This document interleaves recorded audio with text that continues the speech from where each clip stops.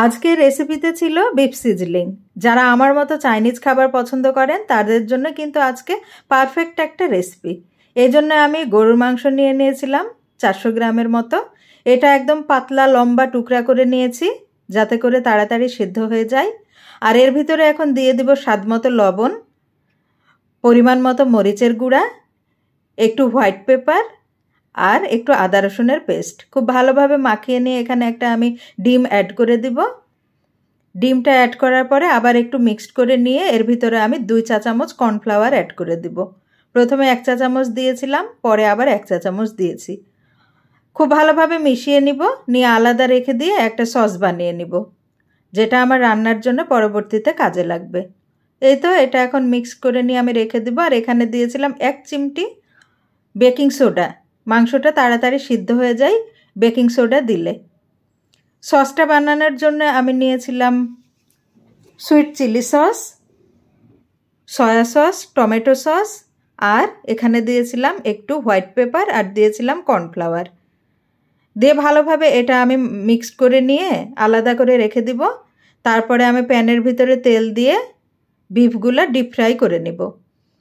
এগুলো ভাজতে আসলে সময় লাগে না, একদমই তাড়াতাড়ি হয়ে যায়। আর নর্মাল আমাদের দেশীয় রান্নার চেয়ে চাইনিজ রান্নাগুলোতে কিন্তু অনেক বেশি কম সময় লাগে। এটা ভাজা হয়ে গেলেই আমার আসলে 80% কাজ হয়ে যাবে। জুসি থাকবে, নরম থাকবে, খুব বেশি কড়কড়া ভাজা কিন্তু করব না। জুসি ভাব থাকতে থাকতে কিন্তু এটা আমি নামিয়ে নেব।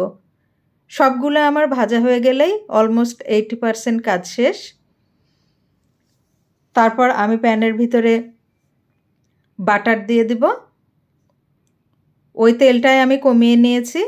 প্যানের ভিতরে আরও খানিকটা বাটার দিয়ে আমি বেশ কয়েকটা রসুনের কোয়া থেতো করে দিয়েছি, পেঁয়াজ দিলাম আর দিয়ে দিব বিফগুলো।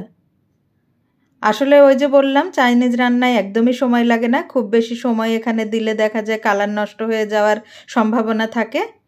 আর দিয়ে দিলাম ক্যাপসিকাম, আর দিয়ে দিলাম ওই যে সসটা বানিয়ে রেখেছিলাম সেটা, একটু লাল কাঁচামরিচ দিয়ে দিয়েছি। আসলে আমরা যখন রেস্টুরেন্টে এটা খাই তখন টেবিলে যখন আসে তখন যেমন ধোয়া ওঠা আমরা দেখতে ভালোবাসি, কিন্তু খেতে গেলে দেখা যায় মাংস খুবই কম পাওয়া যায়। গাজর আর ক্যাপসিকাম আর টমেটো সসে কিন্তু ভর্তি থাকে। টেস্টটা শুধু মিষ্টি ছাড়া আর কিছুই পাওয়া যায় না, আমি তো আসলে পাই না। তো এই রেসিপিতে আপনারা ট্রাই করবেন, খুবই ভালো লাগবে খেতে। অরিজিনাল কিন্তু যে বিফ সিজলিংটা বা চিকেন দিয়েও তো করা যায়, সিজলিংটার টেস্ট পাওয়া যাবে। এই তো আমি সার্ভ করে নিলাম।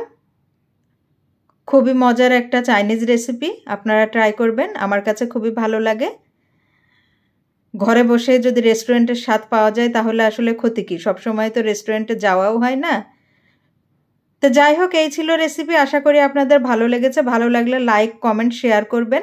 দেখা হবে আবারও অন্য কোনো রেসিপি নিয়ে। আল্লাহ হাফেজ।